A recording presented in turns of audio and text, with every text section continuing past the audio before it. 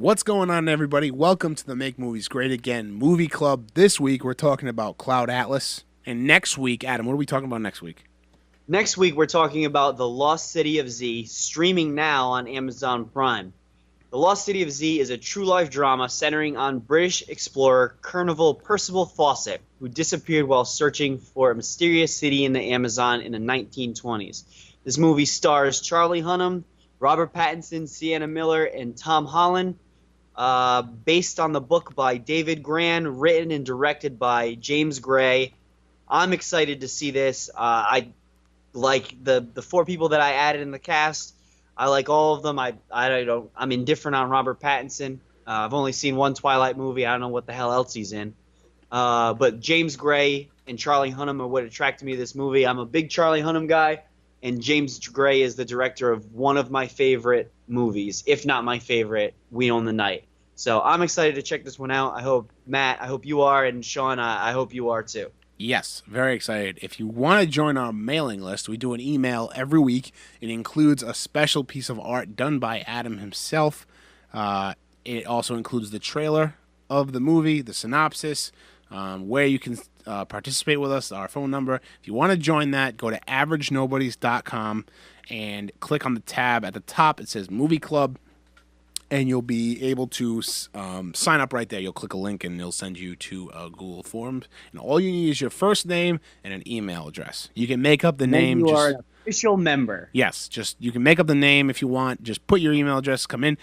Or if you want, just go to @MakeMoviesGreat on Twitter and just shoot us a tweet with your email or DM us with your email, and I'll manually add you to the list. So if you want to join our movie club, it's pretty cool. We do it every week. It's not spam. It's fun to look at. It's nice. Done by MailChimp. It's pretty cool.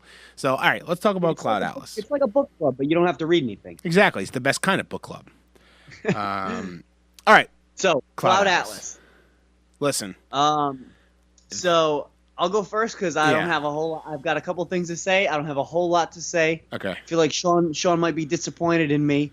I got about an hour and a half through and did not finish. Damn. Did not finish the movie.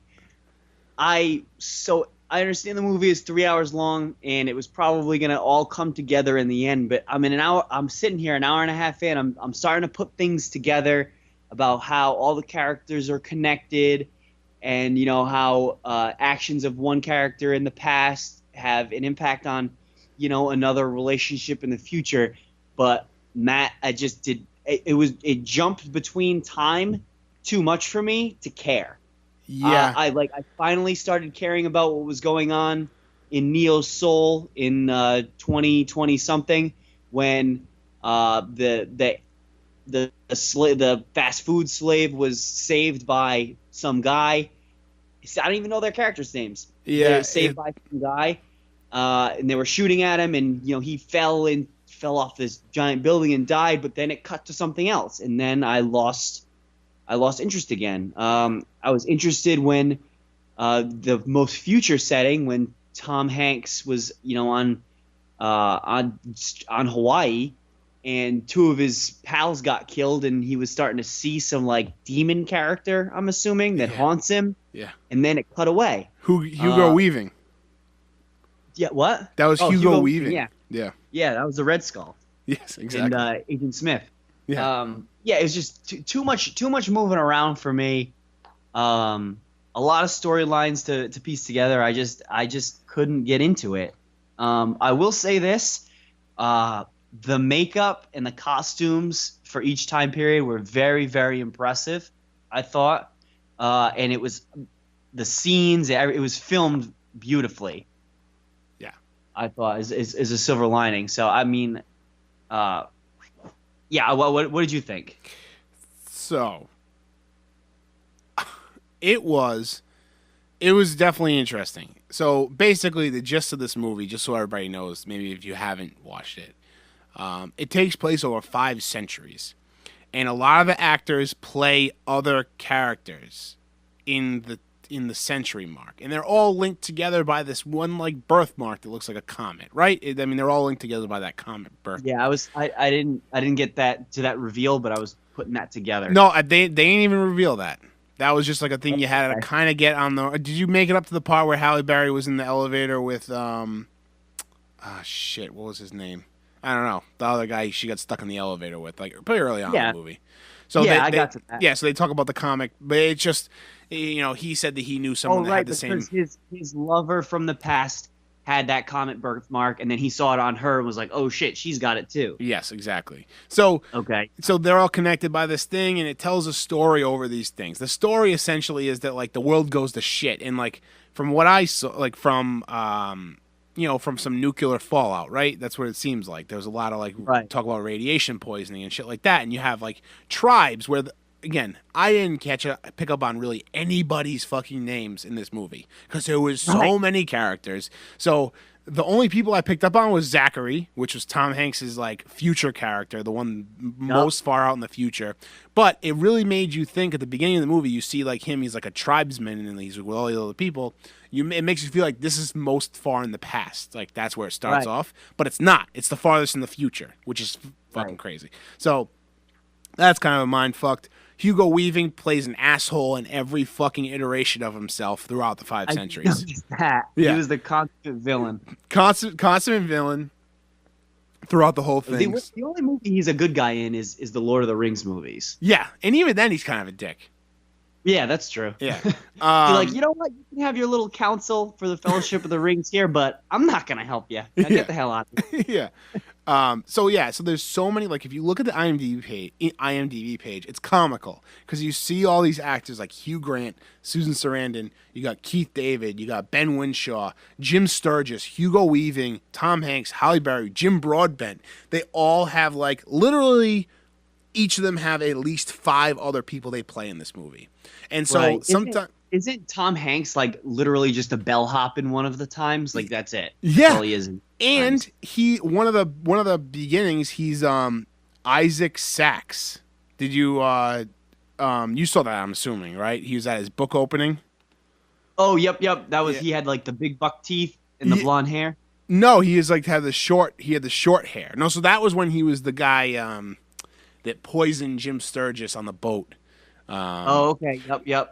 He's like, no, not Isaac Sachs. Sorry, Isaac Sachs was the fuck. I can't even like. Oh no, the blonde. Shit, what the fuck was his name?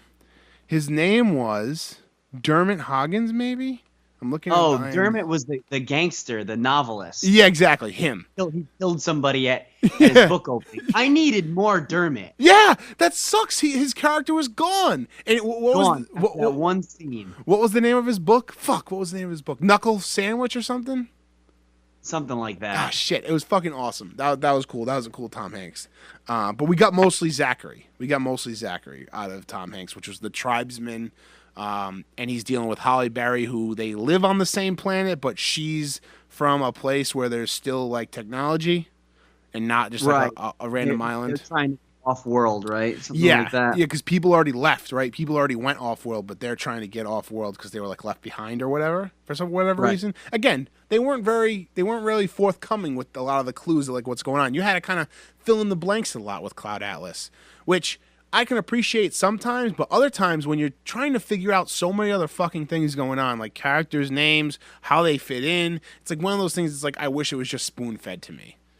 Right, like show me everything in order. Yeah, that way I can let me place it all together, but at least give me all the pieces. It's like giving me a jigsaw and expecting me to solve it, but leaving out pieces and putting in like fucking Legos or something. Or giving you a jigsaw puzzle and with a blank box, with a box without the picture. Right. Yes, exactly. That's a much better analogy. But yeah, so it's kind of tough. A lot of powerful actors in this. A lot of great actors. It seemed like maybe this movie could have been done in 2 movies rather than 1. Yeah, or maybe across 3 centuries. 5 was a lot. 5 centuries is a lot. You have to kind of realize, and like you said, they do a beautiful job with the set dressings and the costumes, but you have to realize what century you're in. Like you have to look at what people are wearing. You have to remember from the last time you saw them what people are wearing, what century it is to kind of figure out where everybody fits in this timeline. Yeah, I wonder if the set designer for this movie won any awards, because this guy talk about having your head on a swivel. Yeah, let me look that up. Cloud Atlas Oscar.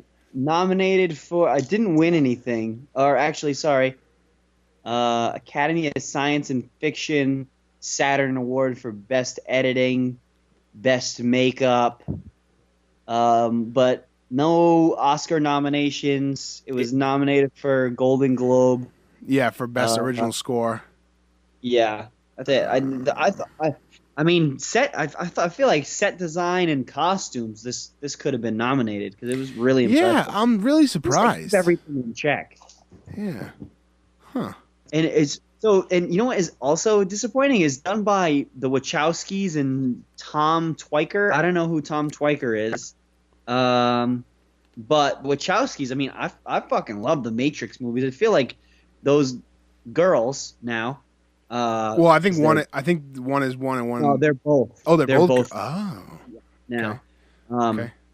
they haven't had much luck since the Matrix. No. Which is unfortunate. No. And I never saw Jupiter Ascending. Yeah, I mean neither. But this, I mean, Cloud Atlas is gonna be a thumbs down for me. Yeah, I'm going thumbs medium because I did enjoy it sometimes, but it was hard to follow. It's my thumb is aiming more towards down, but it's definitely medium. It just, and the thing is too, I think I missed a lot of connections that if I watched it a second time, I might pick up on, but I don't feel compelled to watch it again. Right. I didn't want to watch the 3 hours initially, and like, so I don't want to. Yeah. Oh yeah, sure. I don't want to spend 6 hours of my life watching a movie I didn't enjoy the first half of. Yeah. So I think this is where the road ends for me for Cloud Atlas.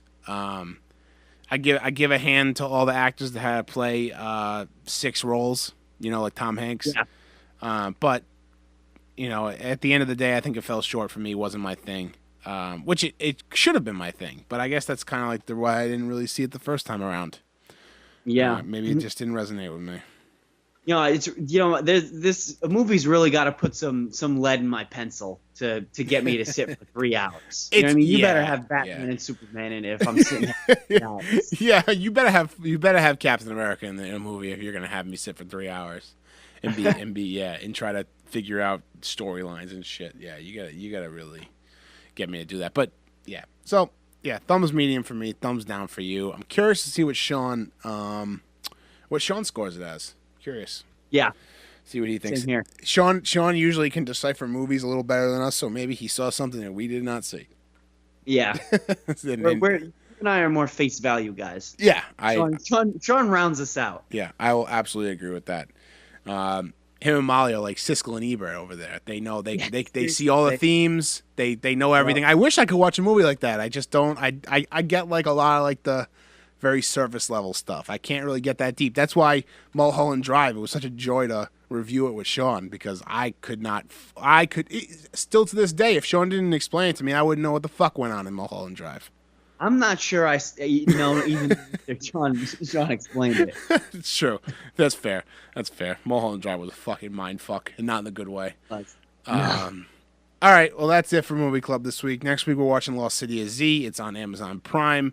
So figure out a way to watch it and check us out. Again, if you want to join the movie club, go to AverageNobodies.com. But until next week, that's going to be it for us. Adam, thank you. Thank you, Matt. Thanks to all our listeners for joining our little club. Yeah. Spread the word. And, like we said, it's like a book club, but you don't have to read. And, it might get you out of your comfort zone. We always don't watch movies. We don't watch movies we always end up liking, but it'll get you out of your comfort zone. It'll expose you to new genres and, movies you might not see otherwise. So it's a nice tool. It's a nice tool to get you to stop binge watching Parks and Rec. Yeah, which I still do. Yeah. So, all right, Adam. I'll talk to you next week. All right, Matt. See ya. Later.